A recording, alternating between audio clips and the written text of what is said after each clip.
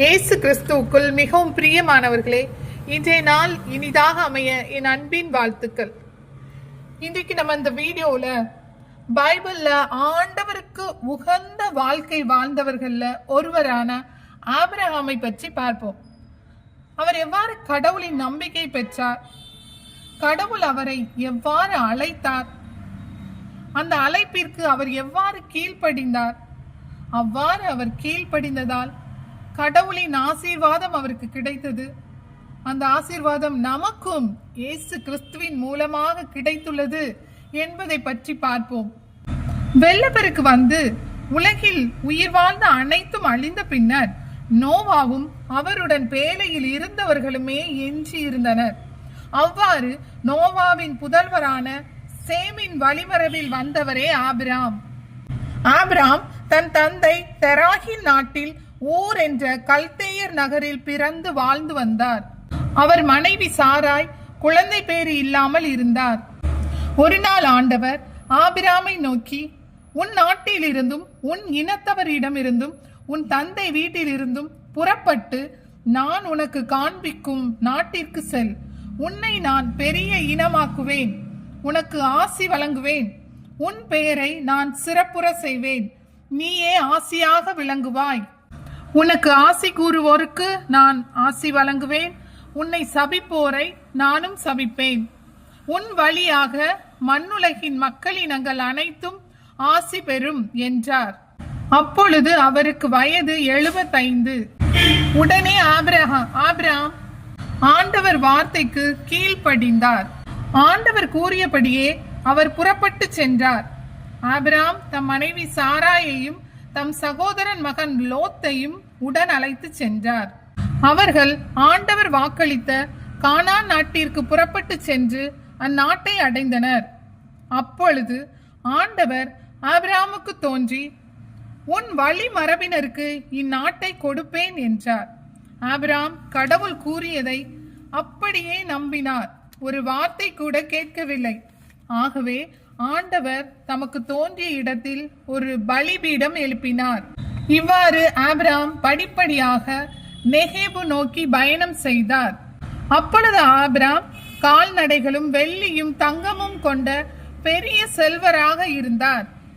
ஆபிரகாமுடன் சென்ற லோத்துக்கும் ஆட்டு மந்தைகளும் மாட்டு மந்தைகளும் கூடாரங்களும் இருந்தன.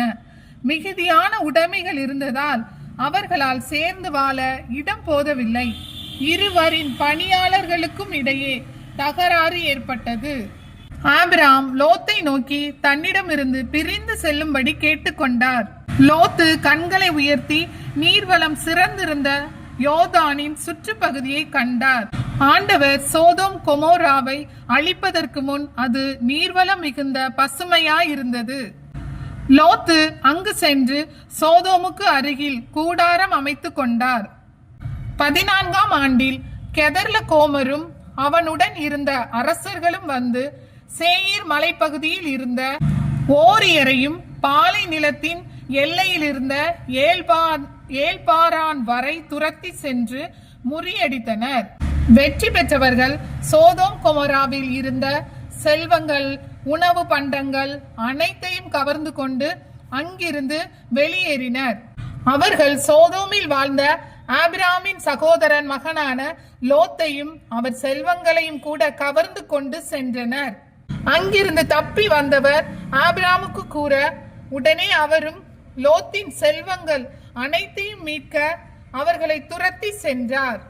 ஆண்டவர் ஆபிரகாமுடன் இருந்ததால் அவர் அவர்களை முறியடித்து எல்லா செல்வங்களையும் மீட்டு கொண்டு வந்தார். உன்னத கடவுளான ஆண்டவர் அவரோடு இருந்தார்.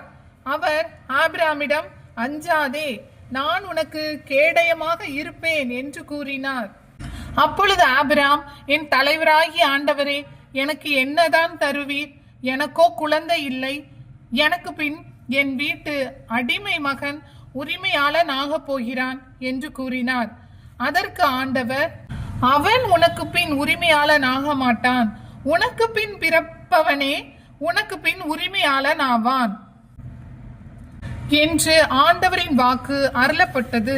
அப்பொழுது ஆண்டவர் ஆபிரகாமை வெளியே அழைத்து வந்து, வானத்தை நிமிர்ந்து பார், முடியுமானால் விண்மீன்களை எண்ணிப்பார், இவற்றை போலவே உன் வழி மரபினரும் இருப்பர் என்றார். ஆபிராம் ஆண்டவர் மீது நம்பிக்கை கொண்டார், அசையாத நம்பிக்கை கொண்டார்.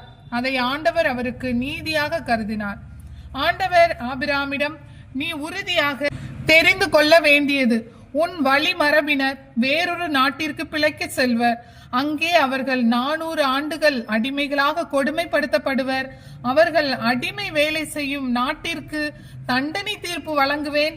அதற்கு பின் மிகுந்த செல்வங்களுடன் அந்நாட்டை விட்டு அவர்கள் வெளியேறுவர். 4ஆம் தலைமுறையில் அவர்கள் கானான் நாட்டிற்கு வருவர் என நடக்கவிருக்கும் அனைத்தையும் கடவுள் கூறினார். ஏனெனில் எமோரியர் இழைக்கும் தீமை இன்னும் முழுமை அடையவில்லை. ஏனெனில் எமோரியரின் நெறிகெட்ட நடத்தையின் பொருட்டே அவர்களை அங்கிருந்து விரட்டி அடித்து இஸ்ராயல் மக்களை அந்த நாட்டில் கூட்டிக் கொண்டு வருவார் நம் ஆண்டவர். ஆபிரகாமின் மனைவி சாராய்க்கு மகப்பேறு இல்லை. சாராய்க்கு ஆகார் என்ற எகிப்திய பணிப்பெண் ஒருத்தி இருந்தாள். ஆபிரகாம் கானான் நாட்டில் 10 ஆண்டுகள் வாழ்ந்த பின் கடவுள் தமக்கு கொடுத்த வாக்கை நிறைவேற்றுவார் என காத்திருந்த வேளையில் அவர் மனைவி சாரா கூறியதை கேட்டு எகிப்திய பணிப்பெண் ஆகாரை மனைவியாக்கி கொண்டார். ஆகார் தான் கருவுற்றிருப்பதை கண்டதும் தன் தலைவியை அவள் ஏளனத்துடன் நோக்கினாள். எனவே சாராய் அவளை கொடுமைப்படுத்தினார். ஆகவே ஆகார் சாராயிடமிருந்து தப்பி ஓடினாள். ஆண்டவரின் தூதர் ஆகாரை பாலை நிலத்தில் இருந்த நீரூற்றருகில் கண்டு, நீ எங்கிருந்து வருகின்றாய், எங்கே போகின்றாய் என்று கேட்டார். அதற்கு அவள், தன் தலைவி சாராயிடமிருந்து நான் தப்பி ஓடுகிறேன் என்றாள். ஆண்டவரின் தூதர் அவளிடம், நீ உன் தலைவியிடம் திரும்பி சென்று அவளுக்கு பணிந்து நட என்றார். ஆகார் தன்னுடன் ஆண்டவர் பேசிய அந்த இடத்தில் காண்கின்ற இறைவன் நீர் என்று பெயரிட்டு அழைத்தாள். ஆகார் ஆபிரகாமுக்கு இஸ்மயேலை பெற்றெடுத்தார். அப்பொழுது அவருக்கு வயது 86. ஆபிரகாமுக்கு வயது 99 இருந்த பொழுது ஆண்டவர் அவருக்கு தோன்றி, நான் எல்லாமல்ல இறைவன், எனக்கு பணிந்து நட, மாசற்றவனாய் இரு என்றார். அப்பொழுது ஆபிரகாம் பணிந்து வணங்க கடவுள் அவரிடம், உன்னுடன் நான் செய்து கொள்ளும் உடன்படிக்கை இதுவே, எண்ணற்ற நாடுகளுக்கு நீ தந்தையாவாய். இனி உன் பெயர் ஆபிரகாம் அன்று, ஆபிரகாம் என்ற பெயரில் நீ அழைக்கப்படுவாய். உன்னை பழுக செய்வேன், உன்னிடமிருந்து நாடுகளை உண்டாக்குவேன், உன்னிடமிருந்து அரசர்கள் தோன்றுவர். நீ தங்கியிருக்கும் நாட்டையும் கானான் நாடு முழுவதையும் என்றும் உள்ள உரிமை சொத்தாக உனக்கும் உனக்கு பின் உன் வழி மரபினருக்கும் வழங்குவேன். நான் அவர்களுக்கு கடவுளாக இருப்பேன் என்றார். பின்பு கடவுள் ஆபிரகாமிடம், உன் மனைவியை சாராய் என அழைக்காதே, இனி சாரா என்பதே அவள் பெயர். அவளுக்கு ஆசி வழங்குவேன், அவள் வழியாக உனக்கு ஒரு மகனையும் தருவேன் என்றார். ஆபிரகாம் தாழ் பணிந்து வணங்கி நகைத்து, 100 வயதிலா எனக்கு குழந்தை பிறக்கும், 90 வயது சாராவா குழந்தை பெற போகிறார் என்று தமக்குள் சொல்லிக் கொண்டார். கடவுள் அவரிடம், உன் மனைவி சாரா உனக்கு ஒரு மகனை பெறுவாள், அவனுக்கு நீ ஈசாக்கு என பெயரிடுவாய். அவனுடனும் அவனுக்கு பின் வரும் வழி மரபினருடனும் என்றும் உள்ள உடன்படிக்கையை நான் நிலைநாட்டுவேன் என்றார். அவருடன் பேசி முடித்த பின் கடவுள் ஆபிரகாமை விட்டு சென்றார். பின்பு ஆண்டவர் மம்ரே என்ற இடத்தில் தேவதாரு மரங்கள் அருகே ஆபிரகாமுக்கு தோன்றினார். அப்பொழுது ஆண்டவர், நான் இளவேணி காலத்தில் உறுதியாக மீண்டும் உன்னிடம் வருவேன். அப்பொழுது உன் மனைவி சாராவுக்கு ஒரு மகன் பிறந்திருப்பான் என்றார். ஆபிரகாமும் சாராவும் வயது முதிர்ந்தவர்களாயிருந்தனர். சாராவுக்கு மாதவிடாய் நின்று போயிருந்தது. எனவே சாரா தமக்குள் சிரித்து, நானோ கிழவி, என் தலைவரோ வயது முதிர்ந்தவர், எனக்கா இன்பம் என்றார். அப்போது ஆண்டவர் ஆபிரகாமை நோக்கி, நான் வயது முதிர்ந்தவராய் இருக்க எனக்கு உண்மையில் பிள்ளை பிறக்குமா என்று சொல்லி, சாரா ஏன் இப்படி சிரித்தாள்?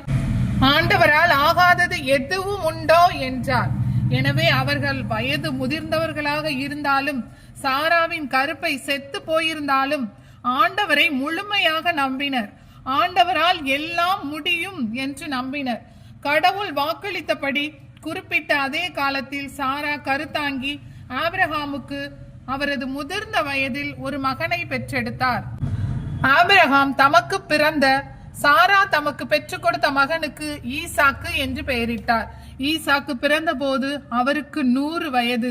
அப்பொழுது சாரா, கடவுள் என்னை சிரிக்க வைத்தார் என்றும் இதை கேட்கும் அனைவரும் என்னோடு சேர்ந்து சிரிப்பர் என்றும் சொன்னார்.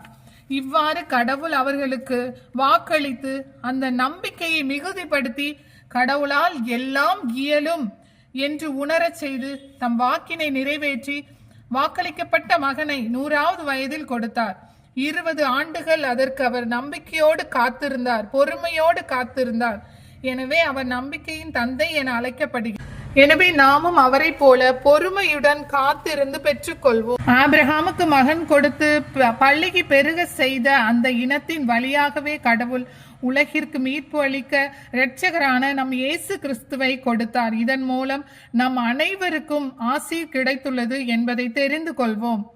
அடுத்த வீடியோவில் மற்றொரு பைபிள் மாந்தரோடு சந்திப்போம். நன்றி. God bless you.